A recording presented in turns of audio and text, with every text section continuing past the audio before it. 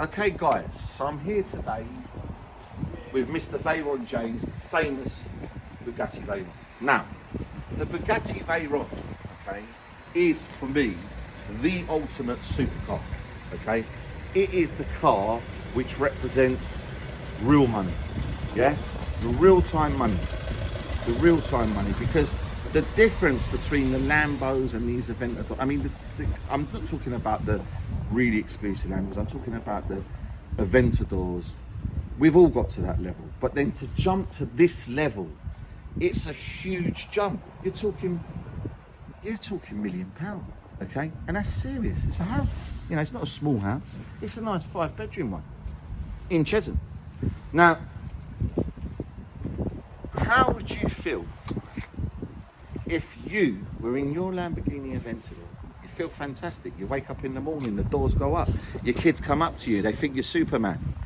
Your wife kisses you on the cheek, she's proud because all the neighbours love your Lambo. And then Mr. Veyron drives past you in this. All your hopes and dreams are smashed. And that's why Lamborghini drivers got so offended when I said that is the Lamborghini, the poor man's Lambo. Now, it wasn't actually me that said this. It was 6ix9ine.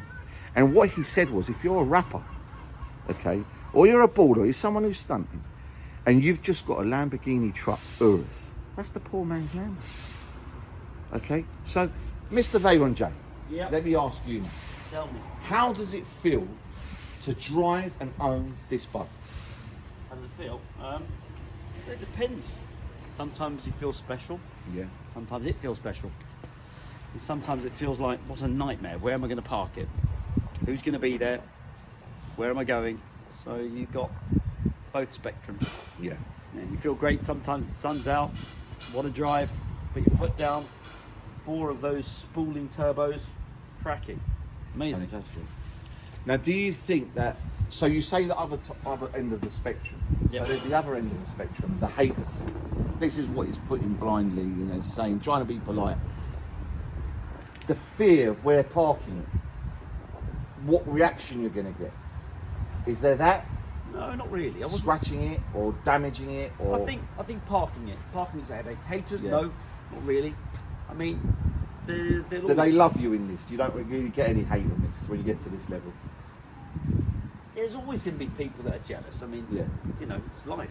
Yeah. But haters, I don't. And you're good looking as well. So when you add the good looks with the car, he's a good salesman. You know, because he's not just got the car. I mean, look at him. He looks like a model. But, yeah. All right. So, I mean, I'm a 9 or a 10, and he's a close 8. Yeah. So he's doing well. There's not many guys that are as good looking as me. You know. Imagine when we go out. It's fantastic. Yeah, it's quite fun. And so no haters. I'm not worried about haters because I don't really say much to piss people off. The car might at times, but you know, I'm just more worried at times going to maybe even Central. Yeah. People, the way they park, the way they can't park. Yeah. And they use the cars as a buffer. Yeah. As opposed to using the parking sensors, so that's a worry. Terrible. Because you know, look, that's carbon. Yeah. So that's you know that's a worry if someone hits that. And I suppose the front bits, you know, the lights. Yeah. So that's my main worry. Jay is a true driver, right? There's guys that own these cars and they never drive them. They'll come out once or twice a year. Let me tell you something about Mr. Veyron J. He drives his cars. You're a driver. And he likes driving cars. He's a true car fanatic.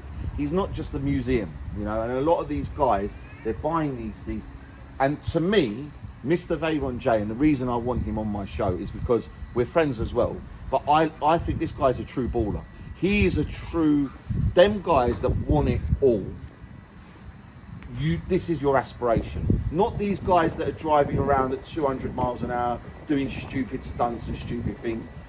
Nice businessmen like this, that when you've got this elegance and this class, and when you've got this kind of vehicle, you don't need to drive like an idiot.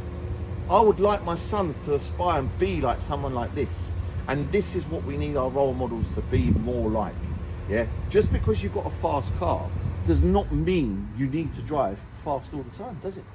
Yeah, you gotta be safe. You've got to be safe. Yeah. You've got to be sensible. And that's the main thing. Yep. You know? And you've got to cruise along and listen to your music. And if I had hair like Mr. Veyron J, I would slick it back and blow dry it as well. He's But sponsored I by don't. Gillette. I'm sponsored by Gillette. Okay. All I've got is a Mac 3, not a perm. Really? I did have a Mac 3? perm once. Mac 3. But no, all jokes aside, fantastic vehicle. Compare this to an Aventador. Is I it don't know what miles this apart? thing. I don't know what this thing about Aventadors are like today. My friends have got some. They have a few of them. They're Yeah. nice. They're great cars. Fantastic. They are. They are. They're a great car. They are fantastic. But I'm finding that Aventador drivers are messaging me underneath the table and saying, don't you slag off my car. They're getting really offended. And that's one. And I don't know why they're getting so offended, because I've actually loved the Aventador. I've had two. I had the S. I think they're a great car. They're a great car. The S is fantastic. My friend's got one.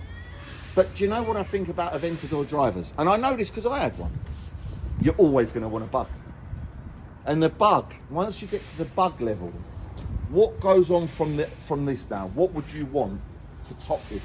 I don't know. I don't know really. Because he's got a full GT as well. Let's not mistake this. He's got a few nice cars. Okay. I'm happy. I got this. I got the NSX, the new one, the full GT, the 911 GT3 RS. Difference between a Lamborghini Aventador driver and a Bugatti driver. He said, I'm happy. And not one Aventador driver has said to me, I'm happy. They're still striving for more. They're still climbing the mountain. But when you've got the Bugatti, you're on top of the mountain. And when you want the food, it's there. These guys are still climbing for the food, and this is the difference. I disagree. You know? Sorry, I disagree. He agrees. I disagree. I'll tell you why. It doesn't matter.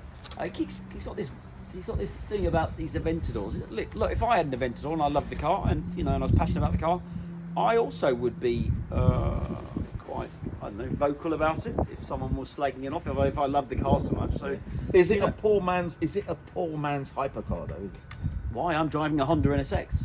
Do you not think that's a poor man's supercar? Yes, but you've got the Bugatti to go with it. Well, I'm driving the car. No one knows I've got a Veyron. I know, but these guys I'm talking about, correct me if all I'm they've wrong. got is the Aventador. They've got that one car. Correct me if I'm wrong. If someone pulls up with an Aventador and I'm there at the lights in a Honda NSX, yes, who looks the poor man? Me. Yes. I'm in a Honda.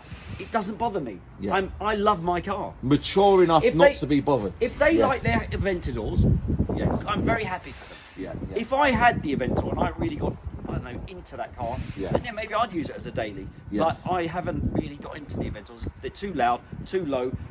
They're almost like a go-kart. There's no comfort for me. Yeah. And I'm getting on. I need the Zimmer frame, oxygen. So I can't handle that noise anymore. But yes, but I understand people that like those cars. But for me, no. Yes. And I think this is a wise answer, because when I was 20 years younger or 10 years younger, the Aventador to me, obviously I didn't have this belly, so I didn't have to roll out of it. And I think for the young chaps, if you can do it when you're under 30, He has got one. If you can do it when you're under 30, do you reckon that's twins there? you don't have to roll out of it. So yeah, when you're younger, the Aventador is very appealing. I think it is a fantastic car. I think it's a cracking car. And to be honest with you, the SVJ, and I've said this in my video, the SVJ is one of the best looking cars in the world. Is it worth $500,000? I think it is, if you can afford it. 350. Now 350. Yeah, they've gone down a lot. I got off the one. But 350. Lot of car for 350. Yeah, but too low and definitely not for me. Let's just take a look at this though. When you look at the Bug, the aesthetics of the Bug, I mean, look at this engine. I'm a very visual guy. I love the aesthetics of supercars. Visually, this car is stunning. The dogs think it's stunning. Manny thinks it's stunning. The guys think it's stunning. It is unbelievable. The blue, I put a chameleon tint on the front of this windscreen, the blue chameleon. He's going to wrap it. He's doing something mad with it. Okay, I'm not going to tell you what he's doing with it. I'll let you tell it. He's going to do a video on that. But even like this car is unbelievable. And I just love it. I'm not going to lie. I love it. I'm not going to hate on him. I'm going to bow down to Mr. J, and he is my superhero. So there you go, Wrapstars.